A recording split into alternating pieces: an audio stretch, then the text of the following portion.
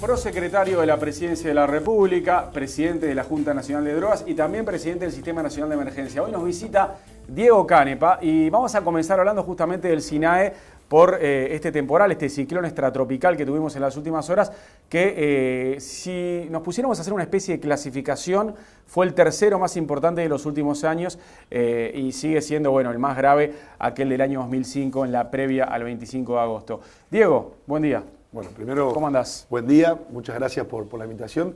Antes que nada, felicitarte por esta nueva etapa, por lo que es Observador TV.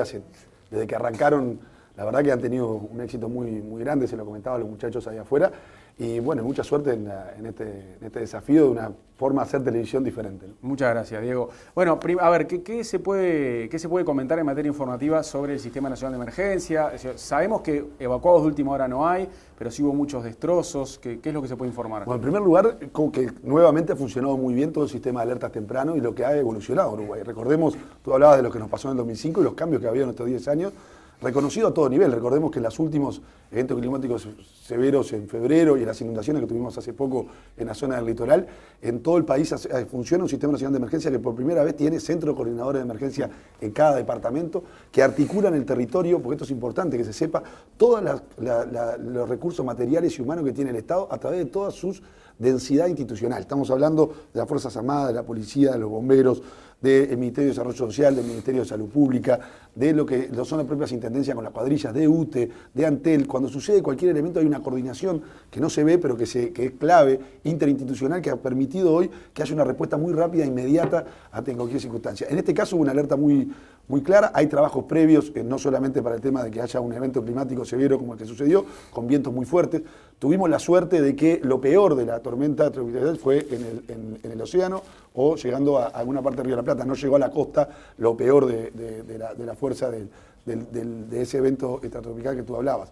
Sin embargo, ha habido destrozos naturales, hay algunos techos de algunas casas en particular en la zona de Maldonado y Rocha que han molado, ya se está trabajando en su reconstrucción. Sí. Solamente hubieron 9 evacuados por razones de prevención en las últimas 48 horas, ya están retornando a sus hogares en las próximas horas. ¿Y de las personas sin energía eléctrica? Eso se está trabajando con UTE, y esto pasó fruto de 2 problemas, uno vinculado a la tormenta y otro que no, que es un problema en una de las convertidoras más importante, porque recordemos que Uruguay tiene también un avance muy importante en lo que ha sido la llegada de la garantía de energía eléctrica. Lo que ha sucedido es una serie de fallas en la convertidora que se están resolviendo y que UTE rápidamente, recordemos que UTE no tarda más de 24, en algunos casos muy particulares, 48 horas en resolver todo este tipo de eventos. Nosotros esperamos que en las próximas horas tengamos 2 informes. Nosotros tenemos un informe a las 6 de la tarde, una reunión global de cómo se está la situación. Hoy a mañana a la primera hora me lo dieron quienes son los responsables operativos del sistema y está todo dentro controlado. Está todo dentro de lo esperado y se está actuando de acuerdo a las capacidades que el Estado tiene para dar respuesta a todo esto. Bien, bueno, ahora te voy a hacer preguntas como prosecretario de la Presidencia, ¿no? Como prosecretario. Como una persona... Porque tengo varias áreas. El prosecretario, viste que yo he estado en muchas áreas distintas porque hemos tenido un cambio importante en el rol de la Presidencia de la República. En particular porque la Presidencia ha sido de una transversalidad de políticas muy importante, donde ese rol clave, la articulación de la política pública se da desde la Presidencia de la República, porque los ministerios son sectores verticales, donde son sectoriales, tienen una visión de un sector determinado, donde se tiene la estrategia global del gobierno desde la Presidencia. Yo presido también la Agencia Uruguaya de Cooperación Internacional, que está en la Cancillería integrada en la Oficina de Planeamiento y Presupuesto. Hoy de mañana estábamos con el Canciller y con Aguerre, seguramente sea noticia en la web en estos momentos, en un lanzamiento algo muy importante. Uruguay tiene 4 áreas de cooperación, es un país que empieza a dar una cooperación muy fuerte y hoy teníamos de más de 15 países de la región viniendo a aprender y a ver la experiencia uruguaya en la trazabilidad, que nos pone en un país líder a nivel mundial y por supuesto también líder a nivel regional en este tema. Bueno, ¿qué evaluación se puede hacer de este gobierno de Mujica cuando quedan 6 meses para que se termine esta gestión? Lo primero que todavía queda, ¿no? 6 meses es mucho tiempo, por más que estamos en pleno periodo electoral y hoy lo más importante es la discusión de nuestro futuro, de saber cuál es el camino que queremos los uruguayos continuar y seguir cambiando en los próximos 5 años, pero yo creo que ha habido algunos elementos incontrastables. Yo podría dedicarte todo el tiempo a esto, todo lo que se ha hecho, pero yo creo que hay un balance sumamente positivo en muchas áreas. Primero porque son las prioridades que el gobierno tenía, y esto hay que recordarlo. Nosotros llegamos en el 2010, en el 2010, después del año 2005, cuando llegó Tabaré Vázquez al gobierno, la principal prioridad era un problema de una emergencia social enorme en Uruguay. Uno tiende a no acordarse, a asumir que eso ya pasó y que es parte del haber, pero en realidad teníamos un país de casi 40% de pobreza y cuando llegó el primer periodo de gobierno de Frente Amplio se terminó en el 21% de pobreza. Nosotros pusimos como meta llegar a por lo menos el 10% de pobreza y nos dijeron que era demasiado ambicioso porque la pobreza era mucho más difícil llegar luego a resolver la pobreza estructural del país. Hoy Uruguay está en el 11% de la pobreza, bajamos del 21% al 11% en el segundo periodo de gobierno. En la indigencia, que es la pobreza extrema, se define por cuando se encuentran personas que no reciben las suficientes calorías para su alimentación correcta o las suficientes calorías para su desarrollo psicosocial o, normal. O sea, las personas que no comen bien en Uruguay. Cuando llegamos al gobierno en el año 2005 era el 4,5% de la población. Nunca había habido tanta extrema pobreza en nuestro país. Cuando algunos hoy graciosamente ponen en tela de juicio que había niños comiendo pasto, que es la realidad en el barrio Las Láminas en Artigas, que era un extremo, pero había una indigencia enorme en el país. Cuando se llegó al terminar el primer gobierno estábamos en el 1,5% y hoy estamos por debajo del 0,5% de la población, llegando a lo que se llama a nivel internacional la erradicación estadística de la indigencia. Uruguay va a ser, al finalizar el gobierno de Mujica, el primer país en América Latina y el Caribe en erradicar estadísticamente la indigencia, porque va a estar en el 0,3%, 0,2%. ¿Por qué erradicación estadística? Porque ningún país del mundo tiene indigencia absolutamente cero. Estados Unidos, Francia, Alemania, países desarrollados, aún mantienen bolsones pequeños de indigencia por una razón estructural, mucho más compleja de explicar hoy, pero Uruguay va en camino de resolver ese tipo de problemas. También el tema más importante era nosotros mantuvimos un crecimiento económico sin confundir el crecimiento económico con el desarrollo. Si yo te pregunto a vos, con todo lo que te están escuchando, ¿cuánto invertimos en energía para lo que es el parque energético en nuestro país, que es la clave para el desarrollo y para el bienestar de los uruguayos? Lo que estamos viendo, todo lo que está sucediendo y la posibilidad de hacer esto, porque hay una garantía de energía en nuestro Uruguay. Invertimos 7.000 millones de dólares en inversión pública y privada en energía, en el gobierno de Mujica. Nunca en la historia, pero no importa qué gobierno villas hacia atrás, ni cuándo pasó, nunca se invirtió tanto en energía como en otro país, nunca se invirtió tanto en educación, nunca se invirtió tanto en salud, pero nunca se invirtió tanto en seguridad, que sigue habiendo problemas, por supuesto. ¿Pero en qué cosas fallaron? Porque vos decís, se invirtió mucho en educación. Mucho. Ahí podemos ver un claro ejemplo de que hubo mucha gestión, demasiada inversión, pero casi nada de resultados. Yo casi nada de resultados. A ver, para ponerlo de acuerdo, ¿tenemos problemas en la educación? Sin duda. No, nadie va a tapar el sol con una mano. Yo creo que la realidad es que tenemos primero, lo que tenemos en la agenda es que hoy vos me estás preguntando por la educación y el tema está en la agenda porque el presidente Mujica, cuando asumió el 1 de mayo, dijo lo más importante para Uruguay es educación, educación, educación. Tener en la agenda hace 10 años, raíz de eso, hace 10 años la situación educativa era igual o peor y ni siquiera estaba en la agenda pública y puesto como un tema central en el debate público. Pero él asumió un compromiso ahí. Y asumió un compromiso. Y los resultados son malos. Los resultados en 5 años, porque hay un problema también los resultados son malos, es una opinión tuya. Y es una opinión... Alta repetición, deserción. Eso venía de mucho antes. Hoy tenemos, en 150 años, hay que ir 140, 150 años para atrás, bajo el gobierno Mujica, y en eso sí, por iniciativa del presidente Mujica, que luchó, yo diría, puramente su voluntad política, tenemos la primera universidad pública fundada en Uruguay desde hace más de 100 años. Hay que ir al siglo XIX para encontrar otra universidad pública. En más de 100 años, la primera universidad pública, desde el interior, no en Montevideo, fundándose en el interior, que es la UTEC, es una universidad que es una realidad y fue fundada en este gobierno y creada en este gobierno para atender las demandas de la educación en el interior y fundamentalmente la educación terciaria. El propio Mujica reconoció que fue su talón de Aquiles esto también. Pero yo no estoy diciendo que no llamó, yo lo que te quiero, si me permitís terminar la idea. Cuando tú decís los resultados son muy malos. Nosotros tenemos un problema que es que no hemos mejorado la calidad de la educación en lo que esperábamos. Nosotros tenemos un acceso educativo mucho mayor, la UTU explotó en Uruguay, o sea, ha sido un incremento enorme de la matrícula en la UTU, el acceso a la educación, que es un tema muy rezagado en Uruguay, porque también hay muchos mitos en el país. Uruguay se despertó un día y nos dimos cuenta todos que el mito que nos vendieron durante muchos años, que nosotros teníamos una excelente educación, era puro verso. En realidad Uruguay venía muy atrasado, incluso en términos regionales, en algunos temas vinculados a la educación. Fundamentalmente en un centro muy importante, que es los problemas que tenemos de educación secundaria. Uruguay tiene una educación primaria que tiene que mejorar mucho, pero que está en estándares internacionales y regionales entre los primeros lugares de América Latina, lo cual no quiere decir nada, porque América Latina tiene muchos problemas educativos, pero al mismo tiempo tenemos un problema central en secundaria. Ahora, en el mundo hay una crisis educativa porque hay que comprender y adaptarse a saber qué es el tipo de educación que necesitamos para construir el Uruguay que necesitamos con competitividad, con capacidad de productividad y también con los valores que nosotros queremos transmitirle en la creación de una sociedad con distintos valores. Eso, conjugarlo en un cambio en 5 años, que implica también discusiones institucionales, discusiones de articulación. El presidente tuvo su talón de Aquiles, el presidente fue de los que siempre impulsó de que había que generar una mayor flexibilidad e independencia en cuanto a la capacidad de manejo de la educación dentro de lo que es la estructura del CODICEN en nuestro país. Pero hay un límite, que lo tiene el presidente, porque el presidente no es un rey. El presidente está bajo el imperio de la ley y de la Constitución. La Constitución uruguaya establece una forma de organización de la educación que yo creo que es parte de lo que debemos discutir en el futuro, porque a las formas también hacen el contenido. ¿Cuál crees que fue el peor golpe que recibió este gobierno? Bueno, uno puede imaginarse, por ejemplo, el episodio de Pluna, pero ¿cuál crees vos que fue el peor golpe?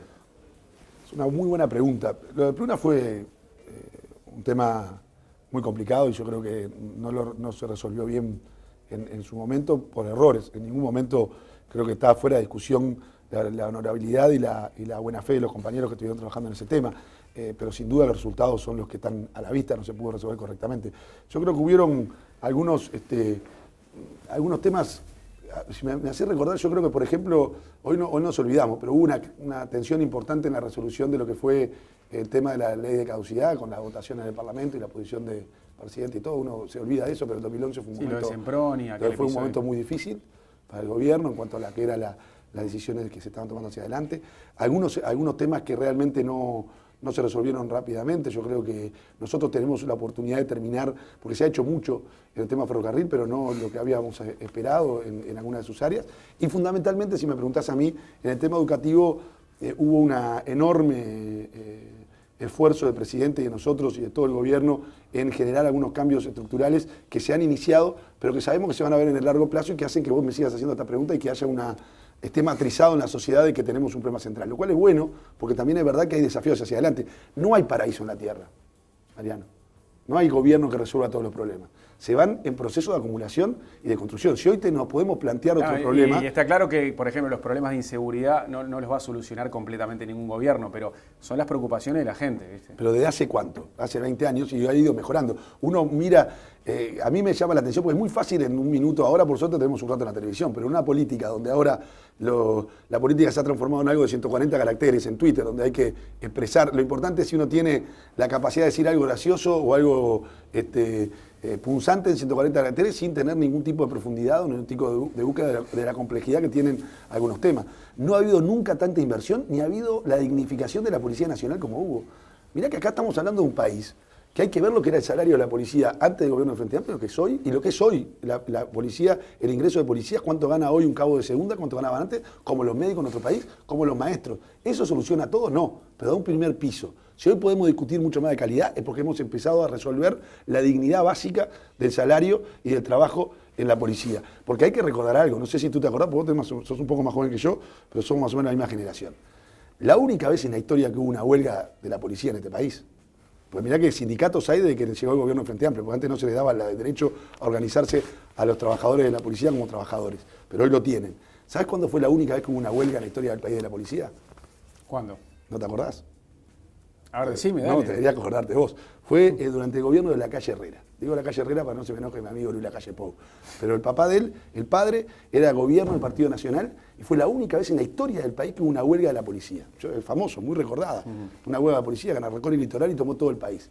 ¿Cómo estarían las condiciones de esa Policía Nacional? ¿Cómo estaría la gente viviendo con los salarios paupérrimos y la falta de dignidad para que la policía, que no tenía derecho en ese momento legal que le dio el Frente Amplio después, fuera una huelga en algo tan esencial como la policía? Y eso es un Uruguay que era real, que era una realidad, y hoy tenemos un Uruguay totalmente distinto. Eso significa que se ha resuelto el problema de seguridad, que no hay un problema vinculado al tema de seguridad. Sí lo hay, pero hemos trabajado en algunas cosas muy importantes. En primer lugar, tratando de ayudar a que la policía, que tiene la gran mayoría con excelentes trabajadores, tenga una capacidad de concentrarse en lo que hay que hacer. ¿Tú sabías que nosotros, el gobierno del Frente Amplio, en este gobierno, se destituyen más de 300 policías por año?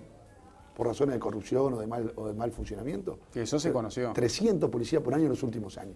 Hemos trabajado fuertemente en generar una policía más profesional, más capacitada, pero también en la prevención, porque esto no está vinculado solamente a la represión, que es una de las tareas principales de la seguridad, también está en la prevención y en las políticas que vienen de mucho tiempo. El Uruguay, que durante 20 años, entre el año 85 y el 2005, generó una infantilización de la pobreza brutal, al mismo tiempo generó una falta de oportunidades, al mismo tiempo generó una fractura social enorme. Algún día esta sociedad iba a pagar esto que nos pasó, y por lo tanto esta realidad es que hoy tenemos que trabajar para no solamente suturar esa fractura social, sino que es lo más importante, porque hay que ser duro con el delito, pero más duro aún con las causas del delito. Y la causa del delito está en la falta de oportunidades, en muchas oportunidades. No significa que sean todos buenos y que cuando alguien comete un delito se salva porque dice yo tuve una infancia muy mala. Eso no tiene nada que ver. No somos tan ingenuos. Hay que ser muy claro y hay que caer con todo el peso de la ley. Pero no hay que olvidarse de cuándo se generaron las condiciones para que Uruguay cambie. ¿Hay costo político y electoral por el caso Pluna? Político, sin duda, porque cuando uno no se resuelve bien algo, es un costo político. Electoral, tengo mis dudas. Creo que lo importante es que ha habido una enorme buena fe y saben que uno puede equivocarse. El gobierno puede haber tomado decisiones equivocadas, pero en ningún momento basadas ni en el provecho personal de nadie que está fuera de discusión, nadie lo pone en duda, y menos tampoco en la falta de buena fe. Creo que ha habido un intento permanente de resolver un problema que tiene un enorme impacto en la sociedad cuando no tuvo tanto impacto en realidad en la gente, lo que sea. Pero bueno, las cosas son como son a veces en política. ¿Cuándo empezará a venderse la marihuana en las farmacias? ¿Cuándo será el Lo que está día? proyectado que en las farmacias, que es la marihuana no medicinal, está previsto para venderse en mediados de diciembre, fines de diciembre, previendo todo el plazo. Ya está el llamado en estos momentos. La marihuana en Uruguay, la marihuana estrictamente regulada por el Estado, tiene tres mecanismos. Una, a través de los autocultivadores, que comenzó el registro en el día de ayer, Sí. que es las personas que tienen, que ya existían, que están legales de la ley, pero que existía antes, la persona que para su consumo personal o de quienes vivan en ese domicilio tengan hasta 6 plantas, se van a registrar, se les va a abrir un plazo de 180 días para registrarse. Quien no esté registrado pasado el plazo de 180 días será ilegal y por lo tanto caerá dentro del peso de la sanción de la ley. También están los clubes canábicos que también se registran y están registrándose y se está haciendo la licitación para la plantación de una marihuana que va a estar controlada por el Estado, para la marihuana no medicinal que estará en diciembre, para acceso de personas también se van a registrar con un algoritmo, como lo explicamos, que va a garantizar la privacidad de la persona en cuanto a su opción de consumir marihuana no medicinal, pero que va a tener una regulación muy específica del Estado. ¿Saldrá el proyecto de Aratirí? No depende solo del gobierno. El gobierno está trabajando fuertemente, acá hay condiciones que van variando. El hierro está, eso es lo principal. Pero después hay condiciones que son en la discusión que se está teniendo con la empresa, también por las condiciones. El mercado de hierro en el mundo bajó mucho.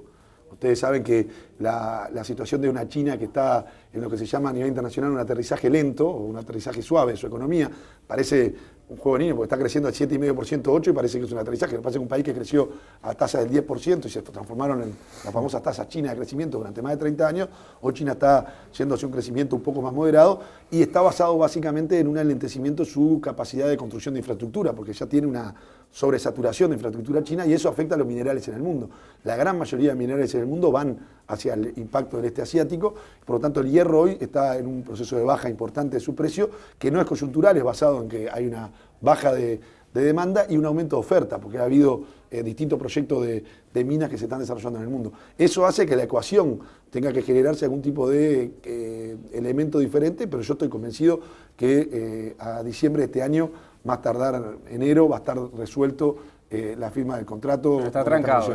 No está trancado, está en el proceso de discusión algunas de las condiciones de un contrato que va a ser público a todos y transparente. ¿Por qué? Porque recordemos que la ley de minería gran porte dijo que luego que se declara la minería gran porte para un predio, que es lo que se hizo en diciembre del año pasado para Semín Ferruz, para Aratirí, tiene un año para discutir y generar las condiciones para tener el contrato. Lo que nosotros estamos haciendo ese proceso es todo el proceso de autorizaciones ambientales previas que tiene que haber para que esas autorizaciones ambientales en ese proceso nos permita también generar la posibilidad de un contrato. Ahora, ya lo dijimos en su momento, firmado el contrato, lo que garantiza el contrato es la posibilidad de que luego, como establece la ley, tenga la capacidad la empresa de ir a buscar el financiamiento internacional por un proyecto que está arriba de los 3.000 millones de dólares. Es el proyecto más grande en inversión en nuestro país. Está entre los 3.000, 3.500 millones de dólares, el cual es mucho dinero y que implica no solo la mina, sino el mineroducto y también una terminal portuaria. Es una enorme inversión. Pero lo que tiene que quedar claro, no se va a mover 1 centímetro de tierra en Uruguay sin que estén aprobadas las autorizaciones ambientales, porque eso es lo que dice la propia ley. O sea que cuando se firma el contrato no significa que hay vía libre. El contrato establece una cantidad de condiciones, una cantidad de elementos de seguridad que generan la tranquilidad de que cuando se comience este proyecto, el proyecto va a tener que haber pasado por todos los filtros del Estado necesarios para garantizar la garantía medioambiental en este proyecto. Estás muy cerca del presidente desde que asumió en 2010 y estaría bueno saber cómo hiciste para ganarte la confianza de José Mujica. Bueno, no tengo ni idea, preguntale a él, yo no hice nada. ¿Viste? Nosotros somos como vos, como yo preguntarte por qué te contrataron acá, cómo te ganaste la confianza de Peirano para te contratar acá. Yo qué sé, te vio bien, habrá entendido que ibas a hacer un buen trabajo. Bueno, pues vos nunca fuiste de su sector, sin embargo sos prosecretario de la presidencia, estás en el piso 11 eso es una y muy discusión cerca de él. Eso es una discusión del año 2010-2011. ¿Por qué? Preguntale a él. Pero la verdad que yo creo que fue una visión, no solo en mi caso. Gabriel Frugoni es el director del PP y es una persona vinculada al MDP, pero no del MDP y tampoco era una persona tan conocida. Yo creo que él apostó mucho cuando tanto se habla de renovación generacional, poner una persona que en ese momento tenía 36 años a la cabeza de este tema y gente menor de 45 años en muchas de las áreas cercanas a la presidencia. Fue una decisión del presidente que creo que demostró en los hechos lo que él siempre habla, de generar recambios y generar posibilidades de aprender para poder generar también una continuidad en el proyecto político del Frente Amplio a partir del conocimiento y de la fuerza que te genera también la etapa vital en la que está. Seguramente en este momento de nuestra vida yo creo que estamos en una etapa vital muy fuerte para poder dar todo lo que tenemos que dar y yo creo que está muy bien acompañar en esa conjunción de experiencia, un presidente que llegó con mucha experiencia personal, con un equipo que también podía impulsarlo, aunque él, hablando de etapa vital, el presidente no trabaja y yo te digo, milita, recorre y gobierna como si tuviera menos edad que nosotros, pero es un caso muy particular. Pero no, uno no hace nada, lo único que hice fue trabajar. Sí es verdad que tengo un enorme reconocimiento y agradecimiento a Pepe por la oportunidad que me dio de poder trabajar con él. Para mí, estos años, yo creo que nunca lo he dicho públicamente, lo he dicho en muchos lugares que he estado con compañeros. En primer lugar, un privilegio enorme poder compartir y aprender con un ser humano excepcional como Pepe. Esto creo que está fuera de discusión. Podrá gustarte o no la figura de Pepe Mujica, podrá gustarte o no el gobierno de Pepe Mujica, podrá gustarte o no el presidente. Lo que nadie puede discutir es un ser humano excepcional, un sabio, como lo decía Lula siempre, nuestro sabio del sur, como dice Dilma, un hombre de una sabiduría muy particular y de una grandeza espiritual muy especial. O sea, lo primero, el privilegio de poder aprender mucho como ser humano. Lo segundo, aprender mucho como hombre de gobierno. Y tercero, como político, porque yo antes que nada también soy un político y nadie duda también que Mujica es sin duda un político excepcional. Por lo tanto, para mí, que he estado compartiendo y sigo compartiendo varias horas, yo te diría más de 10, 12, 15 horas por día en los últimos 4 años y medio permanentemente, ha sido un proceso de aprendizaje muy grande. ¿Se enoja mucho con vos? Se enoja mucho con todo. Conmigo supongo que sí. Si vos me preguntás... ¿Discuten? Sí, mucho. ¿Sí? Uno tiene la suerte... ¿Te ha retado? Él no reta, ¿no? Él se enoja, como te puedes enojar vos conmigo en una discusión, pero siempre ubicándonos en el rol, ¿no? O sea, está claro que acá la gente a quién votó. Porque el único cargo de todo el Poder Ejecutivo que tiene la legitimidad directa del voto es el Presidente de la República. Todo el resto de nosotros, todos los miembros del gabinete, todos los miembros del Consejo de Ministros, somos designados por el Presidente de la República. O sea que el único que está ahí, porque la gente quiere que estuviera ahí, fue el presidente. Todo el resto porque el presidente nos puso, y así como nos pone, nos puede sacar en el momento que él entienda que corresponde sacarnos, y es lo que debe ser. Es un equipo de trabajo que él es el que lo organiza y él es el que lo modifica cuando lo cree necesario. Entonces, en las discusiones, en el rol de uno, muchas veces en la cercanía del trabajo, es tiene la oportunidad de poder discutir de igual a igual, no porque sea igual a igual, sino porque le da el espacio para poder discutir, porque uno tiene el rol también de articular todo el gobierno y la política pública. Fue un poco el rol que nos dio el presidente y que nos generó también mucha exposición pública y mucho enojo, como vos me vas a preguntar un rato ahora, como hablábamos antes fuera de cámara. No, la resistencia, es parte del rol. No, bueno, no, ahí va, me quitaste rol. La pregunta. No te saqué la pregunta. ¿Sos consciente que tu figura genera resistencia en algunos sectores del frente, que no te quieren? Yo digo sectores, en algunas personas sí, pero yo creo que, a ver, si me preguntás, si no estaría, yo pongo mi cara para juntar votos todo el tiempo. Acá hay una diferencia enorme entre quienes somos políticos y quienes no hacen política, sino que hablan de política. Algunos hablan de política, son periodistas, y es muy respetable. Otros hablan de política, son políticos, y es muy respetable. Lo peor, los que creen que son políticos porque hablan de política, pero no hacen política. Hacer política es generar la política pública en el gobierno, pero después es poner tu persona, tu trayectoria, tu figura a recorrer y acumular, juntar y que la ciudadanía genere confianza en esa persona. ¿Pero vos sentís que no sos querido por algunos frente amplistas o por algunos integrantes del Ejecutivo incluso, te digo? Pero la palabra querido o no querido es una palabra para usar en segunda pelota entre un barra. No, ¿cómo no? En política también puede ser querido o no querido por compañero del partido. Querido o no querido, lo importante es si estás en un mismo proyecto y yo tengo muchos amigos adentro del Frente Amplio y muchos que no son mis amigos, con los cuales trabajo conjuntamente y permanentemente y en el gobierno también. Uno no necesariamente genera amistad, con algunos sí genera amistad, con algunos soy amigo y me siento amigo y somos amigos, compartimos cosas con cualquier amigo y hemos generado una amistad porque uno vive muchas cosas muy difíciles en un gobierno, decisiones muy difíciles, momentos muy difíciles que hacen que se genere amistad durante el trabajo. No hay mejor forma de generar amistad cuando uno trabaja en conjunto. Pero me parece que está mucho más vinculado al rol. Mirá, ya lo dijo el viejo Pepe, no lo dije yo, ¿no? es mucho más fácil pegarle que está al lado, o en el caso decías Diego, que pegarle a él. Yo creo que hay gente que te critica a vos que quisiera criticar al presidente. No sé si quisiera, yo no tengo idea, no hago mucha psicología en esto ni me preocupa mucho. Yo bueno, lo que creo que lo que te estoy diciendo es que hay mucho en el roles que uno cumple. Esto es muy sencillo.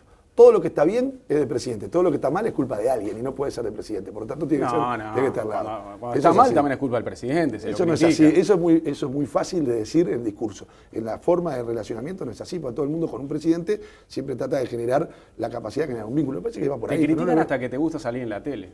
Sí, pero me gusta porque es parte del trabajo. Yo acá empezaron hace mucho y me llamaron para esto. Que me guste o no me guste, es parte del trabajo. A Mujica también le criticaban que salía mucho en la tele, a otros políticos mira, la tele es parte de nuestro trabajo comunicar, y parte del rol que tuvimos desde el Consejo de Ministros, como vocero del Consejo de Ministros, como vocero del gobierno, muchos temas que se comunicaban en nombre del presidente, se comunican porque la presidencia tiene ese rol. Así que yo creo que eso es en crítica de antes, Mariano. Me parece que eso era cuando al comienzo que había una poco de sorpresa por lo que dijiste hoy vos. O sea, ¿por qué algunas personas estaban nombradas por el presidente? Y no, pero esas son preguntas que tenés que hacer al presidente. Te voy a contar una anécdota al aire. A ver. Para que tengas idea de lo que, porque ahora que estamos al final del gobierno te lo puedo contar, porque me parece que es algo viejo. Cuando en algún momento eso era, no, que Cale sale mucho a la televisión, sale mucho. El viejo Pepe Mujica me llamó y me dijo, che, ¿sabés que vinieron algunos a decirme que está saliendo mucho en la tele? En el año 2011 fue esto, estamos hablando hace 4 años. Segundo año del entonces me dijo, ¿ya sabés lo que tenés que hacer? Le digo, sí, Pepe, quédate tranquilo, si yo estoy saliendo por los temas que dijimos que iba a salir, si tengo que bajar el perfil. No, mi hijo me dice, ahora salí el cuádruple. No sacas el doble, no sacas el triple, salí 4 veces más. ¿Por qué? Preguntale a él. ¿Pero no te explicó por qué? Sí, claro, pero no te quiero explicar para que veas cómo me parece que le da mucha importancia a comentarios de personas que en realidad, primero cambié la cara, nunca me dijeron nada. Me parece que hay mucho de algo que es más de un rum de rumores, que es como rumores, que me parece que es más la pornografía de la política real. La política real se discute sobre ideas, se discute sobre hechos y se discute lo que uno hace y lo que deja de hacer. Yo respeto mucho al que hace, aún en el error. Yo tengo mucho menos indulgencia por el que no hace. Es mucho más fácil flotar, es mucho más fácil surfear en la política y en el gobierno, quedar bien con todo. Yo siempre digo, este país es un país muy raro, hay un sector de la gente, de la comunidad, que le cae bien las cucharas, los que ni pinchan ni cortan. A mí no me gustó nunca hacer cuchara, y me parece que no es el rol de quienes tomamos decisiones y quienes tienen la responsabilidad de gobernar. Yo creo que quienes quieren gobernar tienen que asumir que tienen que tomar decisiones. Y para tomar decisiones no es quedar bien con todo el mundo, sino hacer lo que uno está convencido que tiene que hacer lo que uno cree que es lo mejor que está dentro del programa de gobierno que votó la gente, e implementar lo que nosotros nos comprometimos con la gente. Eso es lo más importante en un gobierno. ¿Y el hecho de estar tan cerca de Mujica te acercó ideológicamente a su sector, al MPP? No, pero no es un tema ideológico la diferencia dentro del Frente Amplio, no es solo. Yo tengo un enorme respeto por todos los compañeros del Frente Amplio, nos une un programa común, nos une una visión común de la historia nacional de los últimos años, nos une un proyecto común de futuro, que es lo más importante. Yo te integro la 77-5005. Yo tengo un sector que es la 5005, que es un sector nacional del Frente Amplio, en el cual lideramos la 5005. Todos estos que te hablan, no sé quiénes son, porque no los nombraste, pero no creo que lideren ningún sector, ni creo que tengan ni estén en ninguna lista juntando votos. Seguramente están atrás de un escritorio preocupados, gastando el día, haciendo llamadas telefónicas, preocupados de cómo no están o no salen ellos en la foto. Me parece que es más es lo que los psicólogos llaman proyección. Es una crítica además de su propio fracaso que de su propio acierto. Nosotros estamos con la vertiente artista, la 77-5005, proyecto político, que es el Frente Unido. Yo estoy ahí. Si yo hubiese sido, como te decían algunos, para mí era mucho más fácil pedirle al presidente, no, mirá, yo quiero el futuro político esté y con la cercanía con el presidente y con todo lo que he hecho, y en ningún momento yo tengo mi propio sector político con una cantidad de compañeros, con un proyecto con el Frente Unido, que es el proyecto que tenemos en el Frente Amplio, como aporte, como un matiz y un aporte y una visión determinada, como un aporte más al proyecto común que es el Frente Amplio. Me parece que hay una enorme confusión que es más, puede ser que me equivoque, pero me parece que es más una cosa de imaginario colectivo de algunos que la realidad. ¿Cómo evalúas la realidad que marcan las encuestas hoy? La realidad de las encuestas, en primer lugar, yo tengo un enorme respeto por las encuestas, tengo que ser sincero en esto. Creo que las encuestas son fotografía de un momento. Ahora, la política, por definición, es transformar la realidad. Por lo tanto, las encuestas lo que muestran es la fotografía de un momento, y lo importante es ver la película y ver cómo uno genera los elementos para cambiar esa película cuando uno no está yendo hacia el lugar que uno tiene detalles. ¿Pero qué opinas de la tendencia que se da hoy? Que marca que baje y la calle Pau sube. No, yo creo que lo que hay es, en primer lugar, un cambio enorme en la sociedad uruguaya que nosotros tenemos que comprenderlo rápidamente. Hay una necesidad de que muchas de las cosas que yo te decía, hoy parece que todo lo que hicimos no hay que hablar. Todo el mundo dice, no, hablemos del futuro, pero ¿cuál es el futuro de verdad? ¿De qué futuro estamos hablando? ¿Cuál es el futuro de verdad?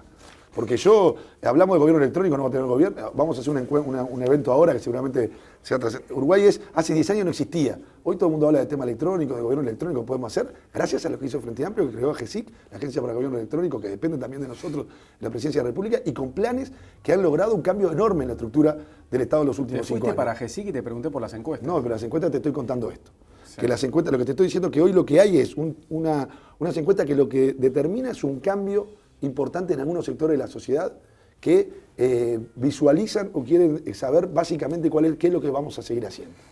Y yo creo que el Frente estaba muy concentrado porque estamos muy orgullosos de nuestros errores que nos cometimos, pero fundamentalmente de la cantidad de aciertos que hubieron. Este país es otro, es un país distinto. Hoy lo que sucede es que aparece alguien que dice, muchachos, esto está muy bien, este país cambió, reconocemos una cantidad de cosas, pero vayamos hacia el futuro. La discusión es qué futuro.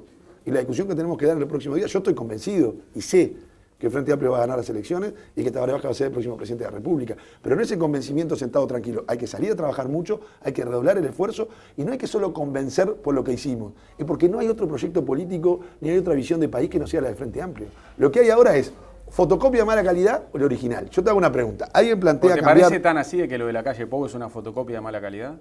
Yo no dije la calle Pou, lo estás diciendo vos. Bueno, yo digo que la oposición es un rival. conjunto. No, hay otro, si no mi amigo Coitiño que vino acá, que me hizo un desafío, se va a enojar. Hay otros candidatos que tienen también su representación. Yo estoy convencido que ni siquiera solo es el mejor proyecto político. El único proyecto político que tiene una visión integral de hacia dónde llevar al Uruguay es el Frente Amplio y lo ha demostrado en estos 7 años de gobierno. Hay que comprender que la visión de construcción es un proceso y esa construcción de proceso ha permitido que Uruguay pueda tener discusiones, pueda tener elementos que antes no tenía. Ahora, ¿vos pensás que igual hubiera sido más fácil para ustedes si el rival era Larrañaga y no la calle Pou? No, yo sinceramente, y no te lo digo porque esté acá contigo, viste que te he contado anécdotas, parece, vos me llevás a un ambiente y no me doy cuenta que es televisión y te digo diciendo cualquier cosa. Pero cambió el escenario con la calle Pou como rival. Es diferente, porque el Uruguay cambió. El propio triunfo de la calle Pou en la interna demuestra que hay una diferencia. Raúl Sendí, que es sin duda uno de los nuevos liderazgos fuertes, o el nuevo liderazgo fuerte de la izquierda uruguaya, también es fruto de la acumulación de un mismo proceso dado de la izquierda con características distintas, no diciendo que son lo mismo. Digo, hay un Uruguay abajo que está necesitado de generar algo distinto. Yo creo que el Frente Amplio tenemos que conectar con ese Uruguay que estamos conectando, porque no tengo ninguna duda que va a terminar siendo el gobierno del Frente Amplio por muchas razones, entre ellas por la que te dije que es la más importante. El futuro, la discusión de futuro, es quién puede hacer el futuro de verdad, quién puede construir un futuro de verdad, no solo un futuro en la palabra. Porque cuando a mí me dicen, el Sistema Nacional Integrado de Salud, ¿lo van a modificar? No, dicen, lo vamos a hacer mejor. ¿Qué significa eso? Yo te pregunto a vos, una palabra muy linda. Vamos a dejar todo lo que está bien y vamos a cambiar lo que está mal. Y aplaude todo el mundo como una cosa espectacular. ¿Qué significa eso? Nada. Es el vacío más absoluto. Ahora, son palabras muy lindas, se pueden decir en un rato, en un discurso, todos decimos palabras lindas en los discursos, pero lo importante es entender hacia dónde vamos. ¿Qué significa eso? Nada, porque la discusión central es qué entendés vos que está mal y qué entiendo yo que está mal. Para mí, el matrimonio igualitario, la introducción de los avances en interrupción voluntaria de embarazo, los avances que han habido en las áreas de derechos en Uruguay, dándole el derecho a los trabajadores rurales, las 8 horas de trabajadores rurales que fue bajo este gobierno después de 100 años de lucha, son avances. Luis Lacalle Pou, creo que él no votó a favor de las 8 horas de trabajadores rurales. Por lo tanto, si alguno lo está escuchando y entiende que los trabajadores rurales no tienen derecho a tener los mismos derechos de todos los trabajadores, que no nos vote, que vote otros. Porque nosotros sí creemos en eso y creemos que ese Uruguay es el Uruguay del presente y es el futuro de verdad. Por ejemplo, el aumento salarial brutal que hubo en el país no vino de la casualidad y no vino solamente de los commodities, porque Uruguay creció, pero también se desarrolló. Los problemas que tenemos por delante son los problemas que tenemos hoy, gracias a que empezamos a resolver otro tipo de problemas. Si hoy decimos, falta infraestructura, ¿sabes por qué falta infraestructura? Porque Uruguay movilizaba 3 millones de toneladas de granos en el año 2004, 4 millones, y hoy está arriba de los 22 millones de toneladas de grano que moviliza. El país que explotó, hay que recorrer el interior a la gente, mostrarle los hilos, la energía eólica, te decía hoy, está bien, es un activo de todos. El Ceibal, que escuché hace un ratito, lo siguen criticando, porque no comprenden la esencia del Ceibal. Porque no comprenden la esencia del Ceibal. Creen que el Ceibal es un proyecto educativo y no entendieron nada. El Ceibal, antes que nada, es un proyecto de construcción de igualdad. Como ellos no creen en la construcción de igualdad, no creen profundamente en la construcción de igualdad. Graciela Bianchi destacó eso, lo de igualdad, lo de equidad. La igualdad es el proceso de construcción de igualdad más importante que ha tenido Uruguay y la política pública más exitosa en construcción de igualdad que hay que tener. Tendremos otro tipo de problemas que todavía falta, el acceso a la salud, estamos tratando de construir igualdad, en la infraestructura en algunos barrios, en el tema de vivienda, pero uno se emociona cuando recorre, te llevo conmigo a ver que un niño de clase media, media alta, tiene exactamente sentado en el cordón de vereda que un niño que está hoy todavía en un asentamiento tiene el mismo acceso, con la misma conectividad, con el todo. Ese es el cambio central, porque hay un problema de comprensión. Entonces, el futuro, discutamos el futuro, pero discutamos el futuro de verdad. El futuro de verdad es, ¿cuál es la visión alternativa? Vos, no sé, capaz vos sos algunos años más joven que yo, en el 92 no votaste vos, ¿no? No. Ya no eras muy... La primera fue la del 94. Ya estaré viejo, yo voté en el 92. Pero Luis tiene la misma edad que yo, sé que votó. Sí. Entonces no hablemos de lo que gobernaba en esa época, yo no hablo ya. Él tuvo la virtud de jubilar al padre, jubiló a Luis Ignacio de Posada, jubiló a todos los que estaban en esa época. Está muy bien. Pero hablemos hacia adelante. ¿Cuál es la educación que queremos? La educación que la solución que plantea Pablo de Silveira, no lo veo. Lo de Azucena, que dicen que es una candidata, una persona muy buena técnica, pero que tiene la capacidad de decir que lo único que ha dicho hasta ahora, si uno lee los reportajes, pasa que todo está muy bien, hay que corregir algunas cosas. ¿De qué estamos hablando?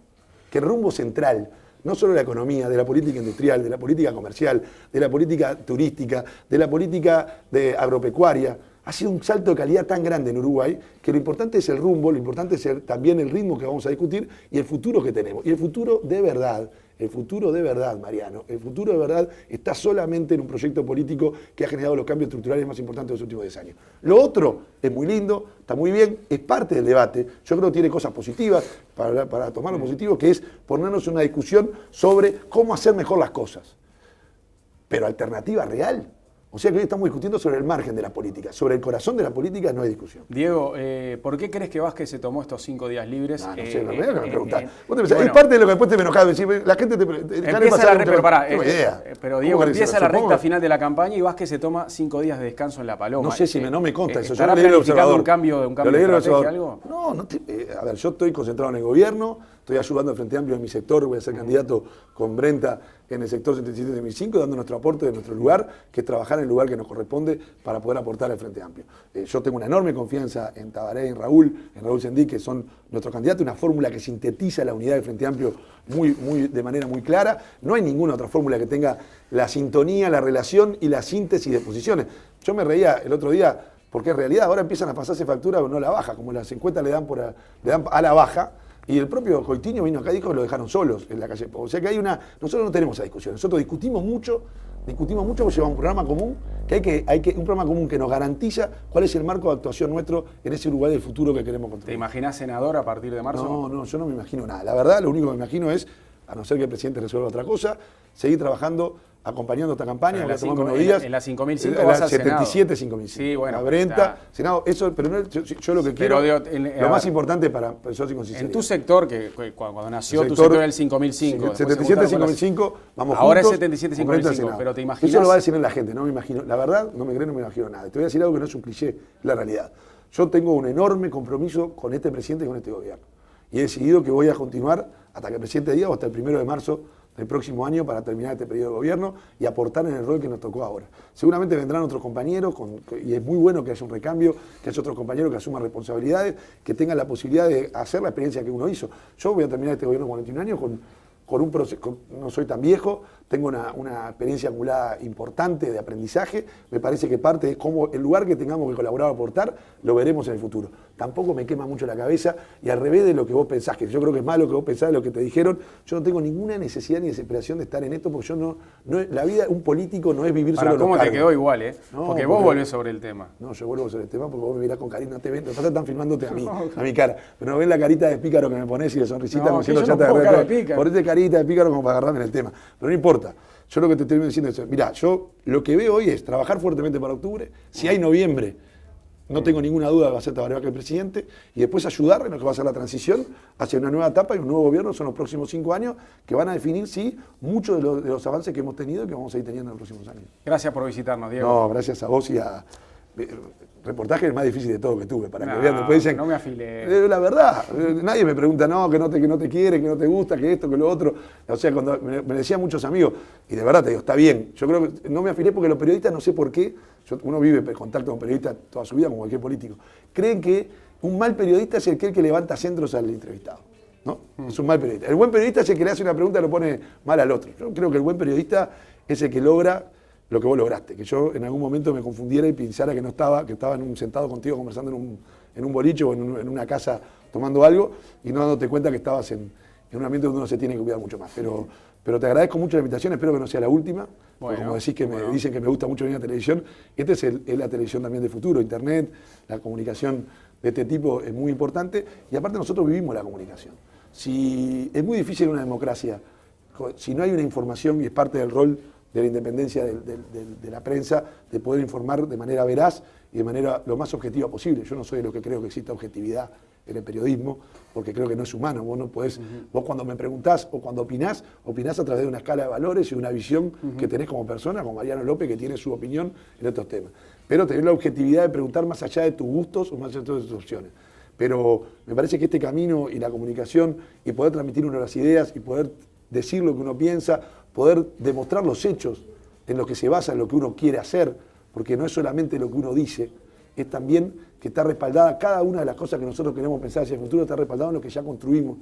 Porque cuando uno llegó a una casa y lo primero que arregla los cimientos, y después lo segundo es el baño, y después lo tercero que arregla es el dormitorio de los niños, cuando empiezan a pensar en el segundo piso es porque resolvió muchos temas.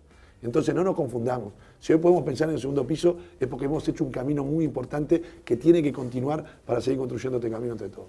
Gracias, Diego. Gracias a vos. Que pase bien.